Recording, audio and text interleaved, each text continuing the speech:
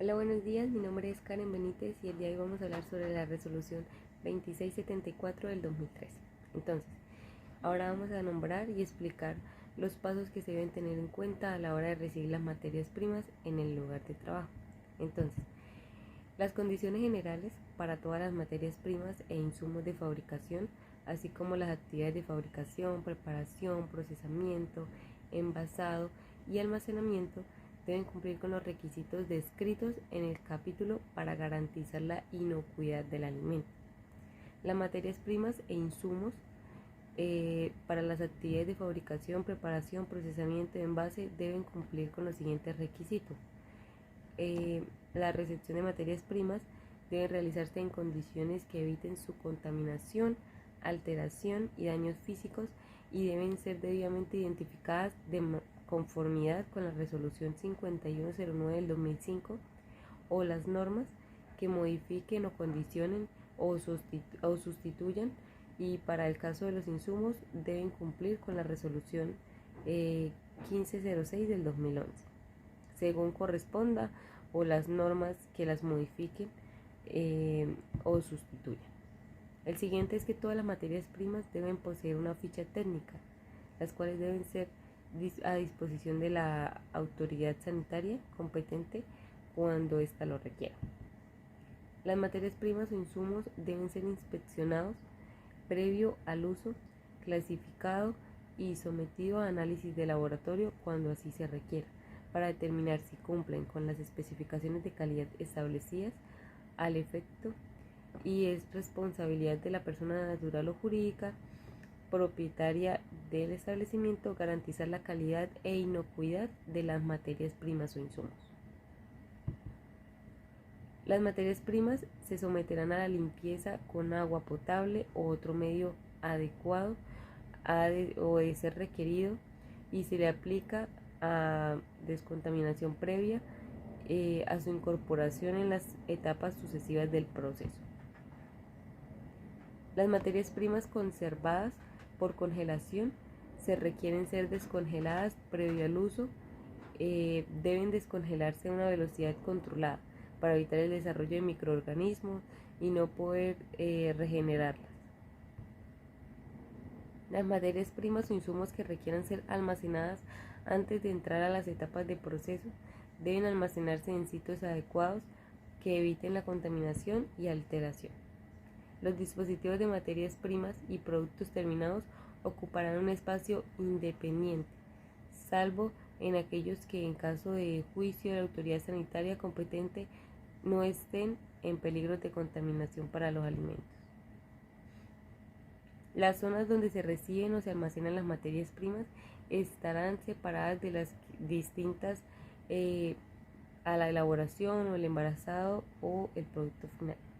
La autoridad sanitaria competente podrá eximir el cumplimiento de este requisito a los establecimientos en los cuales no se exija peligro de contaminación para los alimentos. Ahora vamos a ver unas pautas principales para el almacenamiento de productos terminados. Los depósitos de materias primas o productos terminados se ocuparán en espacios independientes, salvo aquellos en que, a juicio de la autoridad sanitaria competente, no presenten peligros de contaminación para los alimentos. El almacenamiento de los insumos de materias primas o productos terminados se realizará de manera que se minimice su deterioro y se eviten aquellas condiciones que puedan afectar la inocuidad, la funcionalidad e integridad de los mismos. Además, se deben identificar claramente y llevar registros para conocer su uso, procedencia, calidad y tiempo de vida. Ahora vamos a hablar de cuánto es la temperatura de congelación. Entonces, la temperatura de congelación, más o menos en los almacenamientos de productos, se requiere una refrigeración o una congelación en la que se realizará teniendo en cuenta las condiciones de temperatura, humedad, circulación del aire que requiera el alimento, la materia prima o el insumo. Estas instalaciones se mantendrán limpias y en buenas condiciones higiénicas. Además, se le llevará a cabo un control de temperatura y humedad que asegure la conservación del producto. Los dispositivos de registro de la temperatura y humedad deben inspeccionarse a intervalos regulares y se deben comprobar con exactitud la temperatura de congelación, que debe ser de menos 18 grados centígrados o menor. Ahora nos preguntamos, ¿qué se hace con la materia prima que ha caducado? Entonces, el almacenamiento de los alimentos o materias primas devueltos a la empresa o que se encuentren dentro de las instalaciones con fecha de vencimiento caducada deben realizarse en un área o un depósito exclusivo para tal fin. Este lugar debe identificarse claramente. Se llevará un libro de registro en el cual se consigne la fecha y la cantidad de producto, las salidas parciales o totales y su destino final. Esos productos en ningún caso deben destinarse al reproceso para elaboración de alimentos o para el consumo humano. Estos registros estarán en disposición de la autoridad sanitaria competente. Ahora vamos a hablar un poco sobre la cadena de frío, en las cuales se está enfatizando sobre las temperaturas seguras o cuáles son los riesgos que se van a ver en este caso. Entonces, la cadena de frío tiene un valor esencial hoy en día.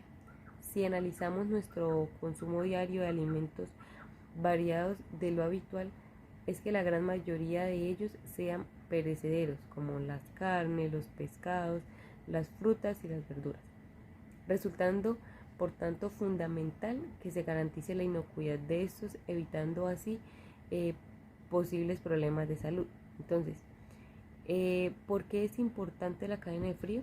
La cadena de frío se considera que se ha respetado la cadena de frío por los alimentos cuando durante todo el proceso que transcurre desde el alimento que es producido hasta su consumo. Ha sido sometido a un control constante de temperatura, el cual se debe garantizar a su vez que la temperatura se ha mantenido dentro de un rango establecido, evitando flatulencias significativas específico a cada tipo de alimento. Nos referimos a este proceso como cadena, ya que en realidad consta de varios procesos encadenados, como el acopio de materia prima, el transporte de la materia prima, almacenamiento, procesamiento, empaquetado, embalaje, distribución, almacenamiento de punto de venta, transporte hasta el punto del consumo y almacenaje en el punto de consumo.